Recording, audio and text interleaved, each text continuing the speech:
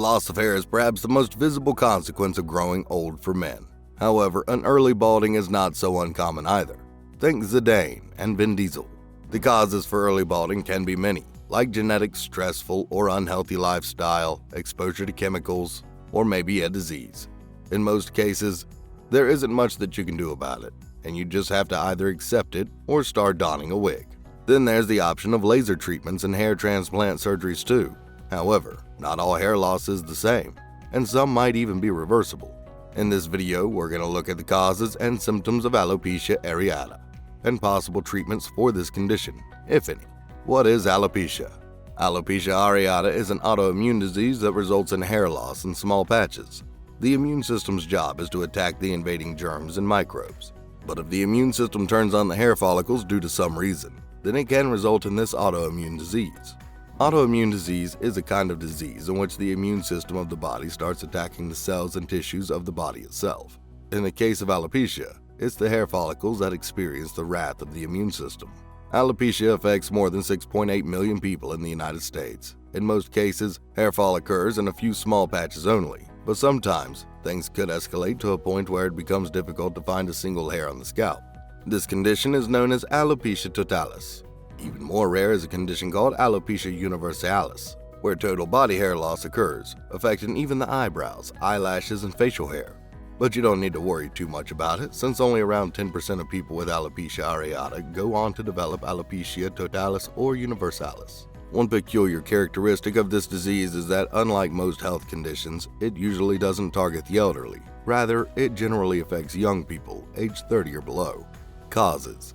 Alopecia areata is a consequence of white blood cells attacking the cells in hair follicles, causing them to shrink and thus slowing down their production. What triggers the white blood cells to act this way, though, is an area that needs a lot more research before anything could be said conclusively. The researchers have found one piece of the puzzle already: genetics.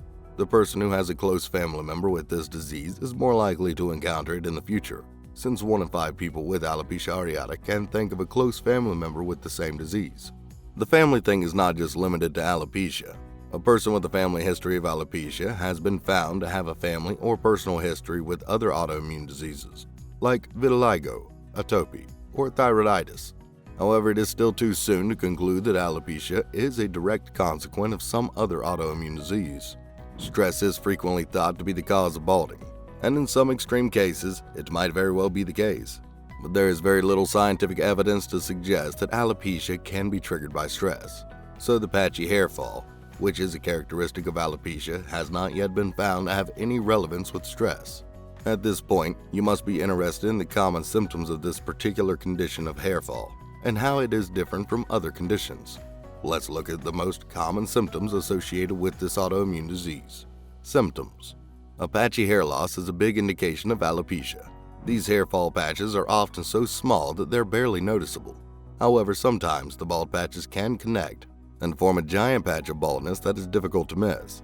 Although the scalp is the most affected region, this disease doesn't necessarily distinguish between the hair on different body parts, and the damage could extend to eyelashes, eyebrows, and even the beard, in the case of alopecia universalis. Another symptom is the sudden nature of alopecia, which might develop in a few days or over a few weeks. A precursor feeling of itching and burning in the affected region, right before the actual hair loss, is another common indicator of this disease. Alopecia areata doesn't keep itself to just the hair. The effects could also be witnessed in the fingernails and toenails. The nails may become rough and thin, lose their common shine. White spots might appear on them, or pinpoint dents could also appear.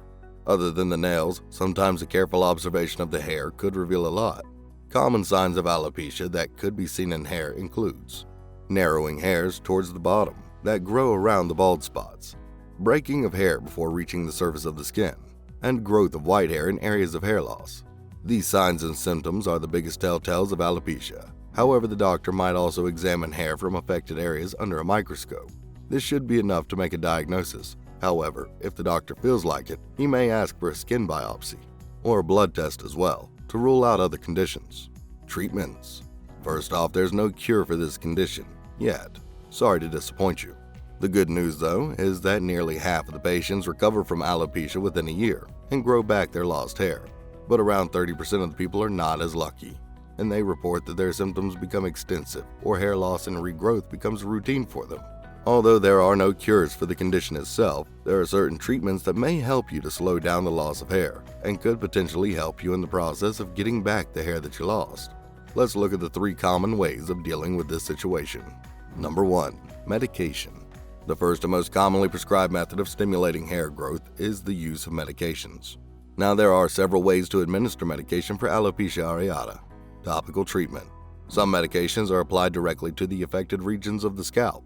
Minoxidil is one such over-the-counter medicine that is generally considered safe.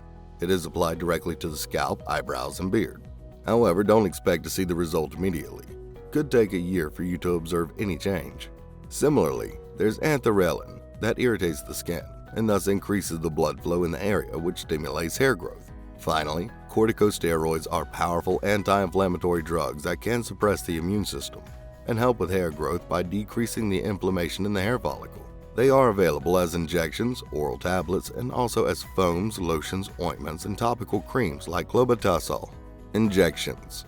Although steroids are generally not recommended for boosting muscle gains, they can, however, be injected into the alopecia areata hit skin to spur new hair growth. You'll need to repeat this procedure every 1 to 2 months to see significant improvement. Oral treatment.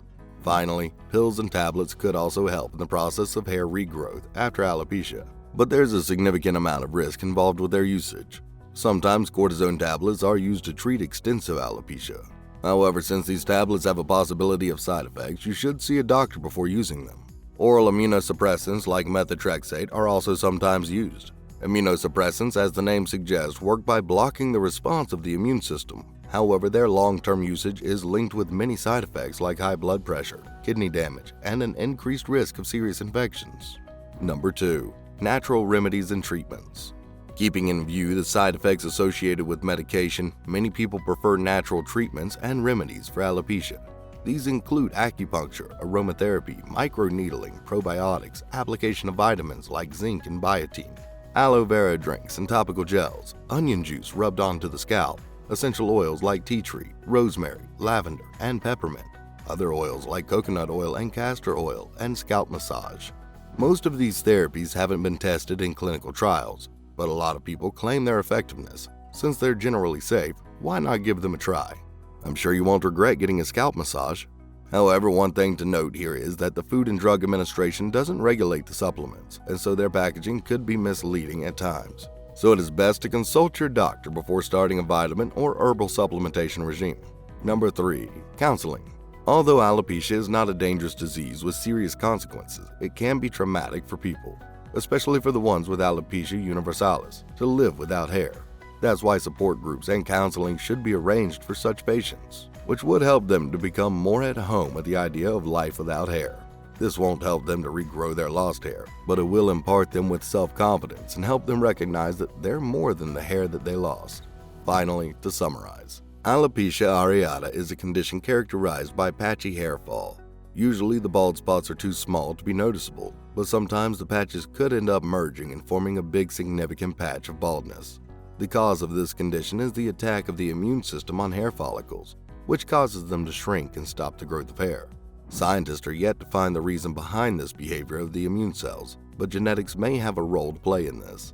The most common symptoms include patchy hair fall that develops suddenly within a few days or a few weeks, burning and itching sensation in the affected region before hair fall, dented or thinned down nails, and thinning of short hairs present around the bald spots towards their ends.